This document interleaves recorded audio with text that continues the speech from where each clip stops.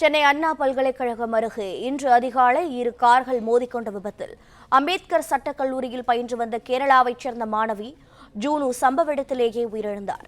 விவரங்களை செய்தியாளர் கதிரவன் கூற கேட்கலாம். கதிரவன், வணக்கம். உயிரிழந்த மாணவியின் விவரங்கள் என்ன நடவடிக்கை மேற்கொள்ளப்பட்டிருக்கிறது?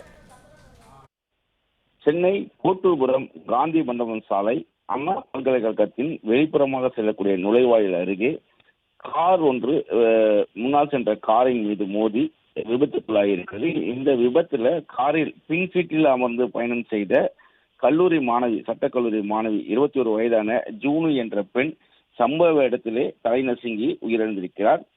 குறிப்பாக பின் சீட்டில் அமர்ந்திருந்த ஜூனு அந்த கார் மீது வேகமாக மோதியதில் பக்கவாட்டு கண்ணாடி உடைந்து வெளியே தூக்கி வீசப்பட்டிருக்கிறார். அப்பொழுது அவர்கள் பயணித்த காரானது நிலை தடுமாறி பக்கவாட்டில் கவிழ்ந்திருக்கிறது. இதில் அந்த காரிலே சிக்கி ஜூனுவின் தலை நசுங்கி அவர் பலியாகி இருக்கிறார். நேற்று சட்டக் கல்லூரியில் நடந்த ஒரு விழா ஒன்றில் பங்கேற்ற சிறப்பு அழைப்பாளர்களை நுங்கம்பாக்கத்தில் விட்டுவிட்டு அண்ணா சாலையில் கூடிய ஒரு உணவு சாப்பிட்டுவிட்டு அவர்கள் 2.25 மணி நேரவில் அந்த காரில் தரமணி கல்லூரியை நோக்கி சென்று கொண்டிருக்கிறார்கள். அப்போதுதான் இந்த விபத்தானது நடைபெற்றிருக்கிறது.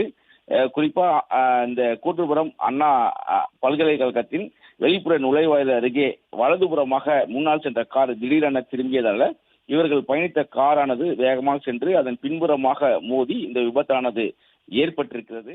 பிளே ஸ்டோர் மற்றும் ஆப் ஸ்டோரில் இருந்து பாலிமர் செயலியை QR கோடு மூலம் பதிவிறக்கம் செய்யுங்கள்.